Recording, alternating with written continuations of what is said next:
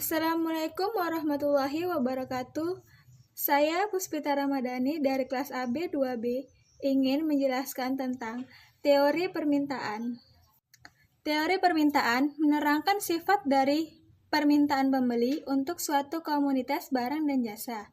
Dalam buku Ekonomi Mikro tahun 2007 karya Sugiarto dan kawan-kawan, diterangkan bahwa teori permintaan juga menggambarkan hubungan antara jumlah yang diminta dan harga, serta pembentukan dalam kurva permintaan. Suatu komoditas dihasilkan oleh produsen karena dibutuhkan oleh konsumen yang bersedia membelinya. Konsumen membeli komoditas yang diperlukan jika harganya sesuai. Komoditas yang dikonsumsi memiliki sifat yang khas, yaitu semakin banyak komoditas tersebut dikonsumsi, maka kegunaan komoditas tersebut akan semakin berkurang. Selanjutnya yaitu faktor teori permintaan. Dalam melakukan permintaan terhadap suatu barang, seorang konsumen ataupun masyarakat biasanya akan mempertimbangkan berbagai hal terkait dengan keputusan untuk membeli suatu barang atau tidak. Dalam mengambil keputusan tersebut, ada beberapa hal yang dipertimbangkan oleh konsumen atau ada beberapa faktor penentu permintaan konsumen. Beberapa faktor tersebut yaitu diantaranya, yang pertama yaitu harga barang itu sendiri. Jika harga suatu barang mengalami peningkatan, maka jumlah barang yang diminta akan semakin berkurang atau semakin sedikit. Barang mengalami penurunan, maka jumlah barang yang diminta akan mengalami pertambahan. Sebaliknya, jika harga barang mengalami penurunan, maka jumlah barang yang diminta akan mengalami pertambahan. Yang kedua yaitu harga barang lain yang berkaitan erat dengan barang itu. Hubungan antara suatu barang dengan berbagai jenis barang yang lain dapat dibedakan menjadi 3 golongan, yaitu barang substitusi atau barang pengganti, barang komplementer atau barang pelengkap, dan barang netral atau barang yang tidak memiliki hubungan sama sekali. Jika harga suatu barang naik, maka permintaan terhadap barang tersebut akan turun. Dan sebaliknya, jika harga suatu barang naik, maka permintaan terhadap barang tersebut akan turun. Dan sebaliknya, jumlah barang yang diminta terhadap barang substitusi akan mengalami peningkatan. Sementara contoh untuk barang komplementer adalah mobil dan bensin. Jika harga mobil mengalami kenaikan, maka jumlah permintaan terhadap bensin akan mengalami penurunan. Hal ini disebabkan karena permintaan masyarakat terhadap mobil tersebut akan senantiasa berkurang sebagai dampak dari kenaikan harga. Faktor yang ketiga yaitu pendapatan rumah tangga dan pendapatan rata-rata masyarakat. Pendapatan para pembeli merupakan faktor penting yang akan menentukan corak permintaan masyarakat terhadap berbagai barang.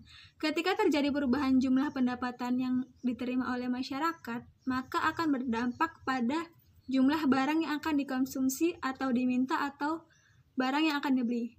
Jika pendapatan masyarakat naik, maka jumlah barang yang diminta relatif akan meningkat.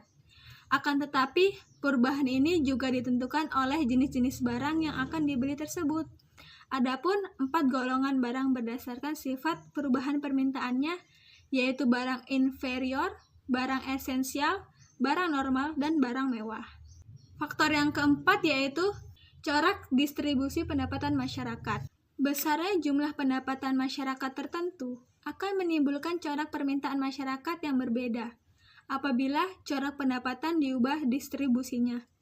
Sebagai contoh, jika permintaan penerapan kebijakan menaikkan pajak terhadap orang-orang kaya dan pajak yang ditarik ini digunakan untuk meningkatkan pendapatan masyarakat yang memiliki pendapatan rendah, maka corak permintaan terhadap berbagai barang akan mengalami perubahan. Orang kaya akan mengurangi jumlah permintaannya terhadap suatu barang, tetapi sebaliknya, orang yang berpendapatan rendah tadi akan menambah jumlah barang yang dimintanya. Hal ini disebabkan adanya perubahan corak pendapatan yang dialami oleh orang kaya dan orang yang berpendapatan rendah tersebut. Faktor yang kelima yaitu cita rasa masyarakat. Jumlah rasa atau lebih dikenal dengan selera memiliki pengaruh yang cukup besar terhadap keinginan masyarakat untuk membeli suatu barang. Cita rasa ini juga bisa dipengaruhi oleh tren, atau produk yang sedang hits. Contohnya, dulu pada tahun 1960-an, orang-orang sedikit sekali yang suka menggunakan mobil buatan Jepang. Tetapi semenjak tahun 1970-an, suasana pun sudah berubah. Hampir di setiap negara di dunia didapati mobil buatan Jepang yang semakin populer dan banyak digunakan oleh masyarakat. Hal ini berdampak pada permintaan terhadap mobil buatan Amerika dan Eropa yang semakin berkurang. Artinya, dari contoh tersebut telah terjadi pergeseran. Selera masyarakat yang sebelumnya lebih suka menggunakan mobil buatan Amerika dan Eropa, kemudian beralih ke mobil buatan Jepang. Selanjutnya yaitu faktor yang keenam, jumlah penduduk. Pertambahan jumlah penduduk tidak dengan sendirinya menyebabkan bertambahnya jumlah barang yang diminta. Tetapi dengan adanya pertambahan jumlah penduduk, biasanya diikuti oleh bertambahnya jumlah kesempatan kerja. Hal ini menyebabkan adanya peningkatan pendapatan masyarakat dan ini akan menambah daya beli masyarakat tersebut, sehingga akan meningkatkan jumlah barang yang akan diminta. Faktor yang ketujuh yaitu ramalan mengenai keadaan di masa yang akan datang. Perubahan yang mungkin akan terjadi di masa yang akan datang turut mempengaruhi jumlah barang yang diminta. Jika masyarakat memperkirakan bahwa harga-harga suatu barang akan mengalami peningkatan, harga menjadi naik di masa yang akan datang, maka hal ini akan mendorong masyarakat untuk membeli barang lebih banyak pada saat ini. Tujuannya yaitu untuk menghemat pengeluaran di masa yang akan datang. Sebaliknya, jika masyarakat memperkirakan bahwa perekonomian akan mengalami resesi, di mana salah satunya lowongan pekerjaan akan semakin sulit untuk diperoleh, maka masyarakat akan mengurangi permintaan atau berhemat dalam pengeluaran. Beberapa faktor yang di atas cukup sulit untuk dianalisis sekaligus mengenai pengaruh berbagai faktor penentu permintaan tersebut terhadap perekonomian suatu barang. Oleh karena itu, para ahli ekonomi membuat analisis yang lebih sederhana dalam memecahkan masalah teori permintaan tersebut. Dalam analisis ekonomi, terdapat sebuah anggapan bahwa permintaan suatu barang yang paling utama itu dipengaruhi oleh tingkat harga. Oleh karena itu, dalam teori permintaan, yang menjadi sorotan utama yang dianalisis adalah jumlah permintaan suatu barang terhadap harga barang tersebut. Dalam analisis ini diasumsi bahwa adanya ceteris paribus atau lebih dikenal dengan faktor-faktor lain tidak mengalami perubahan. Akan tetapi, dengan adanya asumsi ceteris paribus ini, kita mengabaikan faktor-faktor lain yang dianggap tetap tersebut. Artinya, setelah kita menganalisis hubungan antara jumlah permintaan dan tingkat harga, setelah itu kita mengasumsi bahwa harga adalah tetap dan kemudian kita menganalisis bagaimana permintaan suatu barang dipengaruhi oleh berbagai faktor-faktor lainnya selain harga.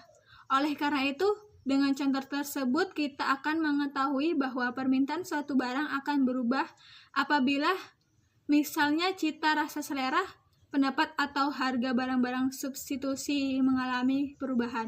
Apakah permintaan terhadap barang tersebut akan mengalami perubahan? Ya, jelas permintaan terhadap barang tersebut akan mengalami perubahan. Bisa naik dan juga bisa turun. Contoh, jika pendapatan masyarakat meningkat, maka masyarakat tersebut cenderung menambah konsumsinya terhadap suatu barang. Misalnya pakaian. Hal ini disebabkan karena adanya peningkatan daya beli masyarakat tersebut terhadap suatu barang yang berdampak pada peningkatan keinginan untuk memenuhi semua kebutuhannya, dan juga sebaliknya. Selanjutnya yaitu analisis dan kurva permintaan. Porsa Sariguna JK dalam modul ekonomi mikro PASAT tahun 2007 menerangkan dalam melakukan analisis permintaan terdapat perbedaan pengertian mengenai permintaan dan jumlah komoditas yang diminta. Yaitu yang pertama, permintaan adalah jumlah barang atau jasa yang ingin dibeli konsumen pada tingkat harga selama periode tertentu. Yang kedua, jumlah yang diminta adalah jumlah barang atau jasa yang ingin dibeli oleh konsumen pada tingkat harga tertentu. Jumlah ini mungkin tidak sama dengan jumlah yang benar-benar dibeli. Selanjutnya yaitu daftar permintaan.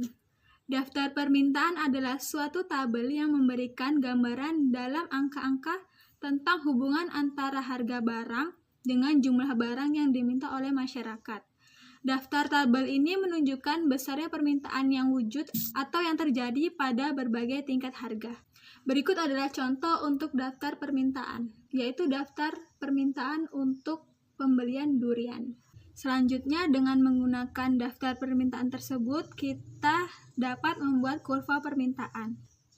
Apa itu kurva permintaan? Kurva permintaan adalah grafik yang menggambarkan hubungan antara harga suatu barang dengan jumlah permintaan.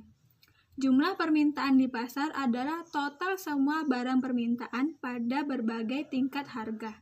Sehingga kurva permintaan diperoleh dengan menggabungkan kurva permintaan individu. Kurva permintaan dibuat berdasarkan data real di masyarakat mengenai jumlah permintaan suatu barang pada berbagai tingkat harga yang disajikan dalam daftar permintaan berbentuk tabel. Nah, di sini yaitu bentuk kurva permintaan. Pada lambang D, demand, yang artinya permintaan. Pada lambang S, supply, yang artinya penawaran.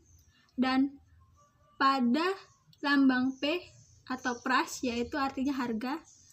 Pada lambang Q, quantity, artinya kuantitas atau banyaknya barang. Selanjutnya yaitu hukum permintaan, the law of demand. Pada hakikatnya, semakin rendah harga suatu barang, maka semakin banyak permintaan terhadap barang tersebut.